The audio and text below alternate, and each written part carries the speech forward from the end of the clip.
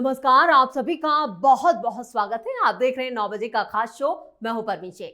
पाकिस्तान के साथ तनाव के बीच दिल्ली में बैठकों का सिलसिला जारी है। प्रधानमंत्री मोदी के एक्शन को लेकर हर किसी की नजर टिकी है। यही वजह है कि रविवार को भी छुट्टी वाले दिन राजधानी में बड़ी हलचल देखी गई। वायुसेना प्रमुख air chief marshal AP Singh ने पीएम मोदी से उनके घर जाकर मुलाकात की। शनिवार को भी पीएम मोदी ने नेवी चीफ से मुलाकात की थी, जहां पाकिस्तान के खिलाफ बड़े एक्शन की तैयारी हो चुकी है। पहलगाम हमले को लेकर दोनों के बीच ये बैठकें बेहद अहम मानी जा रही है। पाकिस्तान के साथ सिंधु जल संधि सस्पेंड करने के बाद भारत ने चिनाब नदी का पानी रोक दिया। जम्मू के रामबन में बने बगलिहार बांध से चिनाब का पानी रोका गया है। वहीं कश्मीर में किशन गंगा बांध के जरिए झेलम नदी का पानी रोकने की प्लानिंग है। पीएम मोदी के इस एक्शन से क्यों मुनीर और शहबाज शरीफ के पैर कांप रहे हैं, इसी पर चर्चा के लिए स्टूडियो मौजूद हैं कैपिटल टीवी के editor in chief doctor Manish Kumar. Sir, आपका बहुत बहुत स्वागत है। धन्यवाद। भारत एक्शन ले रहा है और पाकिस्तान जो है सिर्फ गीदड़ भपकी दे रहा है और डर के मारे वो कांप रहा है। देखिए, मैं तो एक सुझाव दूंगा, कुछ मत कीजिए, बस ऐसे ही टेम्पो बना करके रखिए, 1 महीने में खत्म हो जाएगा। पाकिस्तान अपने आप सरेंडर कर देगा। वो घुटने के बल जो है प्रधानमंत्री मोदी के चरण को जो है वो चाटेगा कि माफ कर दो, गलती हो गई।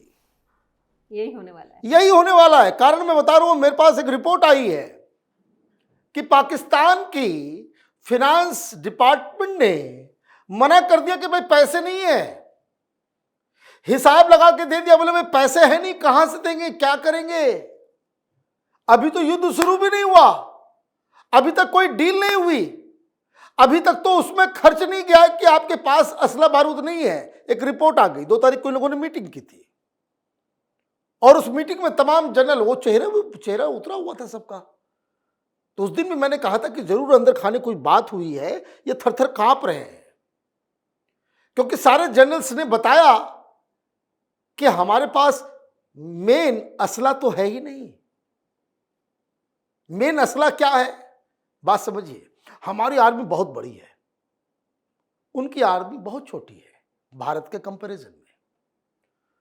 तो उनका जो मेन जो स्ट्रेटजी है वॉरफेयर में, कि आप अचानक से हेवी शेलिंग करो, 155 mm 122 mm की हेवी शेलिंग कंसंट्रेट करो और अचानक से आप एक जगह पे जाओगे तो आप हिंदुस्तान की सेना को पीछे फेंक सकते हो। क्योंकि ये फुल अगर आ जाएंगे तो वो तो आप सोचोगे कि पूरे चाहे वो गुजरात के बॉर्डर्स पे या राजस्थान के बॉर्डर पे, पंजाब के बॉर्डर पे, कश्मीर के बॉर्डर पे, हर जगह आप लड़ लो, तब तो पाकिस्तान खत्म हो जाएगा। तब तो Pakistan it's a cake walk. तो आप क्या स्ट्रेटजी बनाते हो कि भाई हेवी शेलिंग, अचानक से आपने टैंक्स वैंक्स लेकर के आए। तो उस मीटिंग में बताया गया भाई तो ठीक है, लेकिन हमारा जो मेन स्ट्रेटजी है उसके लिए तो हमारे पास 155 mm 122 mm का गोला तो है ही नहीं। बोले भाई क्या किए, बोले भाई सैलरी जो हम लोग लिए, हम तो उस पैसे का सैलरी कर लिए। 364 मिलियन US$ में आपने अपना पूरा का पूरा 155 mm का खजाना ही खाली कर दिया, यूक्रेन को दे दिया। अब मेन शेल नहीं है तो फिर आप हेवी शेलिंग करोगे कैसे। तो एक तो ये मसला हो गया। लेकिन मैं पाकिस्तान के उस फिनेंस डिपार्टमेंट के नोट्स के ऊपर आपको बात बताऊं जी, भारत के डिटर्मिनेशन के बारे में भी जानना जरूरी है। कलेजा जो है आपका गदगद हो जाएगा। आज विदेश मंत्री एक जलसे में थे, भाषण दे रहे थे। क्या संदेश दिया उन्होंने, क्या कहा, सोशल मीडिया पे पूरी दुनिया में जा रहा है।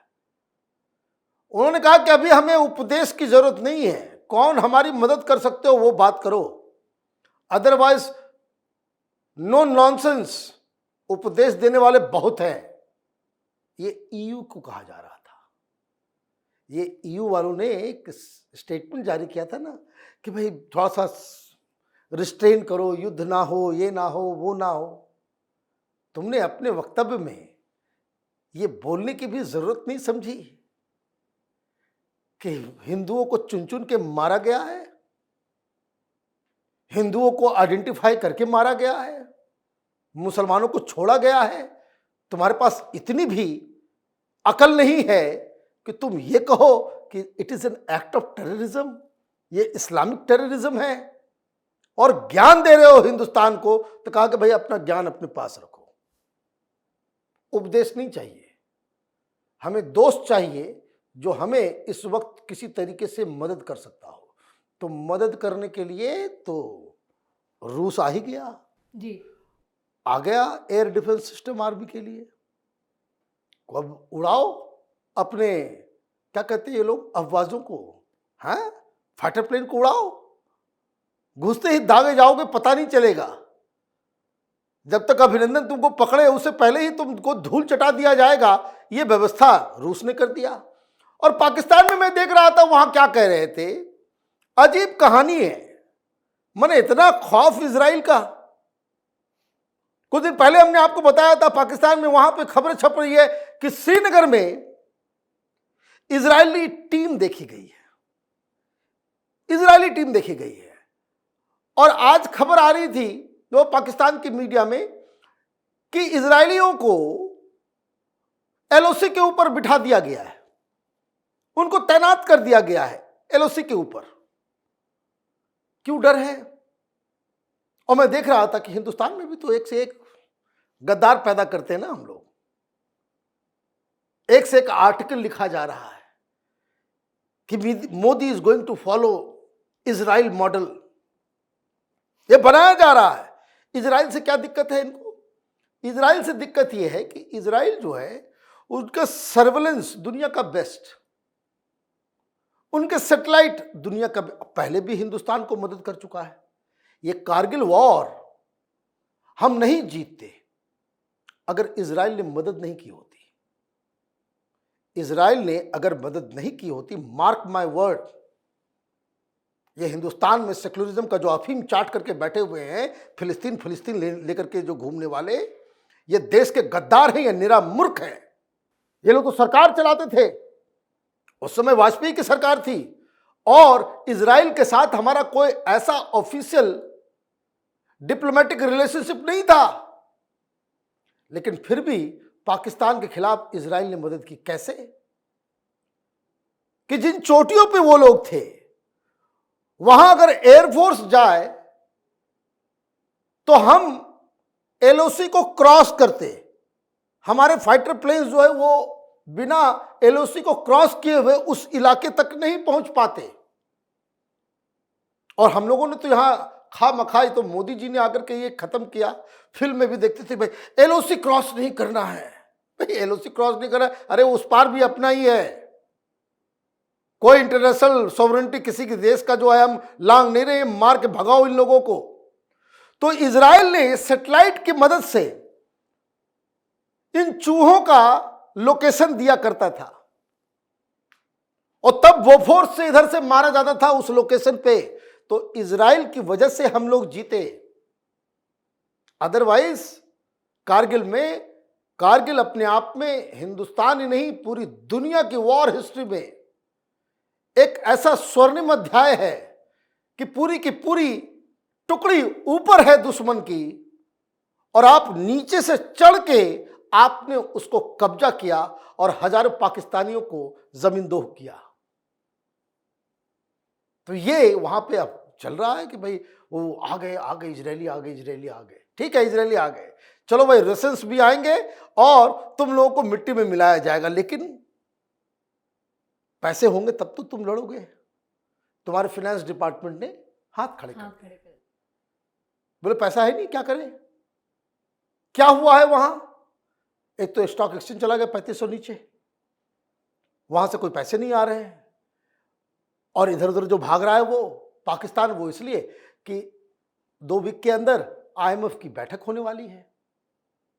जो $1 बिलियन तुमको मिला था सरकार चलाने के लिए, सैलरी देने के लिए, सरकारी कामकाज करने के लिए, वो 1 बिलियन का हिसाब किताब देना है तुमको।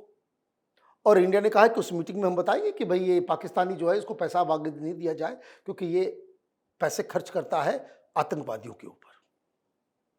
अब युद्ध होगा तो लड़ाई चाहिए, पैसे भी चाहिए। तो वहां एक फाइनेंस डिपार्टमेंट का एक नोट आया, यह बताया गया कि 8 से 10 लाख यूएस डॉलर नेवी खर्च कर रही है। अभी युद्ध शुरू नहीं हुआ है। एक दिन में किस चीज के लिए? वो पेट्रोलिंग चलेगा, वो पनडुब्बी चला रहे हैं, चीजों को मरम्मत कर रहे हैं, लोगों को बुलाया गया है, एक्सरसाइज हो रही है, एक्सरसाइज हो रही है, और उसके लिए आप ऑफिस से आप लोगों को ऑन ड्यूटी लेकर के आएंगे तो खाना पीना सारा लॉजिस्टिक भी तो देखना होता है जी। तो नेवी 10 लाख के आसपास यूएस डॉलर पर डे खर्च कर रही है। एयरफोर्स के बारे में बताया जा रहा है कि per day 4 lakh dollar per day खर्च हो रहा है। किस लिए? वो चला रहे हैं, उतार रहे हैं। इंडिया वाले तो राजस्थान से लेकर के जम्मू कश्मीर तक वो हम लोगों का राफेल भी चल रहा है, मिराज भी चल रहा है, तो उन लोगों को भी एक्सरसाइज करना पड़ रहा है। तो 1 लाख डॉलर पर डे उसमें भी खर्च हो रहा है। और पाकिस्तानी आर्मी, उसके बारे में बताया जा रहा है कि 18 lakh US dollar per day ये बढ़ेगा, क्योंकि और आर्मी को बॉर्डर पे लाया जा रहा है, तो उसका लॉजिस्टिक। भैया आप, ये वो काम है कि अभी आर्मी वालों ने एक एक्सरसाइज के लिए 1 साल पहले तारीख तय हो गया, सब कुछ हो गया, सारा कुछ हो गया। तो टैंक चलता है तो बहुत, वो 1 किलोमीटर 5 लीटर खा जाता है एक टैंक। बिल्कुल। तो वो जो है वो डीजल का पैसा ही नहीं आया, बोला पैसा नहीं है डीजल के लिए, तो वो एक्सरसाइज रोक दिया। आप गूगल कीजिए, मिल जाएगा कि पैसे नहीं है डीजल के लिए। अभी आप 18 लाख रुपए पर डे खर्च कर रहे हो, मतलब आप समझिए कि पर डे उस हिसाब से $2 मिलियन पर डे। एक महीना, तो आप ये समझिए कि एक महीने में $60 मिलियन। जो मैंने कहा कि प्रधानमंत्री जी को मैं सजेशन दे रहा हूं, 2 महीने कर दीजिएगा तो वो जो है $120 मिलियन हो जाएगा। कहां से लाएंगे ये? कहां से लाओगे? जो मैंने आपको बताया कि इजरायलियों को, ये यूक्रेनियंस को ये दिए सारा अपना असला बारूद, वो सब, ये सब जो है, ये अभी असला बारूद वगैरह कहीं डिमांड नहीं है, कोई खरीदारी नहीं है। तो ऐसे भिखारी मुल्क को कौन क्या करेगा? इन्फ्लेशन अभी से बढ़ना चालू हो गया। ये 10 दिन के अंदर फिर, और जो पाकिस्तानी रुपी जो है वो और डाउन गया है। अभी 2000 तक पाकिस्तान रुपी हिंदुस्तान रुपी बराबर में चल रहा था, बराबर चल रहा था जी। अभी क्या स्थिति है आज की तारीख में? हिंदुस्तान का 1 रुपया वहां के 3 रुपए 32 पैसे के बराबर हो गया। तो भाई, एक जो कहते हैं ना कि भूखे पेट जो है युद्ध नहीं लड़ा जा सकता। तो आप इन सारी चीजों को देख करके एक बार सोचिए कि कैसे प्रधानमंत्री मोदी प्रवोक कर रहे हैं उनको। अभी 4 दिन से क्या कह रहे थे ये गिदड़? भूखा मारने की तैयारी हो जाए। नहीं, 4 दिन से भी क्या गिदड़ भपके दे रहे थे। वो रूस के आरटीटीवी में भी वहां का डिप्लोमेट बोला न्यूक्लियर अटैक, कि न्यूक्लियर अटैक कर देंगे, our options conventional and nuclear. लेकिन बातचीत करते करते न्यूक्लियर बोलते बोलते उसके जो है ना लफ्ज जो हैं वो हिल डुल गए, कि सबको दुनिया को मालूम है कि ऐसे न्यूक्लियर आसान काम है। एक तो मार दोगे, फिर पाकिस्तान का नामो निशान वो खत्म हो जाएगा। तुम्हारे पास सेकेंड अटैक करने का कैपेसिटी नहीं है। जो एक मारोगे बस वही मार पाओगे, फिर सेकेंड अटैक करने की कैपेसिटी नहीं है। दुनिया में इस तरह से सिर्फ 4 मुल्क है, उसमें हिंदुस्तान भी है, कि जिसको जो है सेकेंड स्ट्राइक करने का कैपेसिटी है। हम पानी के अंदर से भी न्यूक्लियर अटैक कर सकते हैं, पानी के ऊपर से भी, हवा से भी, जमीन से भी। तुम्हारे पास ये कैपेसिटी नहीं है। तो तुमने कहा कि भाई चलो भाई, अगर पानी रोका तो हम वॉर कर देंगे, हम हमला कर देंगे। Stopping the war of Indus tantamounts to war, यही कह रहे थे ये हर जगह। बिल्कुल। तो प्रधानमंत्री मोदी ने कहा, अच्छा ये बात है कि पानी रोकने पे तुम हमला करोगे, लो बगलीहार आज से बंद। तो आज से बगलीहार बंद। जिस दिन ये घोषणा हुई, अमित शाह ने उसी दिन बंद कराया था 3 नदी, जो हमारे लिए ही है, वो ट्रीटी के मुताबिक हमारे पास ही है। लेकिन अब तक हम लोग ह्यूमैनिटेरियन ग्राउंड पे कि चलो भाई पानी ज़्यादा है तो भेज दो, कोई दिक्कत नहीं है। तो रावी, सतलज और व्यास, ये नदी खत्म। वहां से आगे बॉर्डर के उस पार वो रेगिस्तान बनेगा। और चनाब आज से बंद कर दिया गया। अब इसमें हिम्मत है, इसमें अगर हिम्मत है पाकिस्तान में, अब रिटेलिएट करके देखे। आप शुरू कर दो, अंत हम ही करेंगे।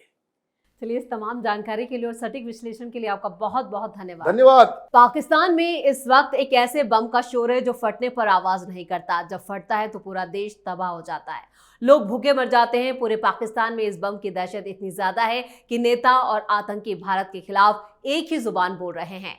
हाफिज सईद दरियाओं में सिर्फ खून बहाने की धमकी दे रहा है, न्यूक्लियर बम की धमकी दी जा रही है। पाकिस्तान के रेल मंत्री कह रहे हैं कि भारत की सांसें बंद कर देंगे। पाकिस्तान के रक्षा मंत्री भारत पर हमला करने की धमकी दे रहे हैं। वहीं वाटर बम से आसिम मुनीर और शहबाज शरीफ के पांव अभी से कांपने लगे हैं। भारत ने जिस तरह से पाक को घेरा है, उसका दम अभी से निकलने लगा है। इस खास शो में इतना ही। वीडियो कैसा लगा कमेंट करके अपनी राय जरूर दें। वीडियो को लाइक करें, शेयर करें और कैपिटल टीवी को सब्सक्राइब जरूर करें। धन्यवाद।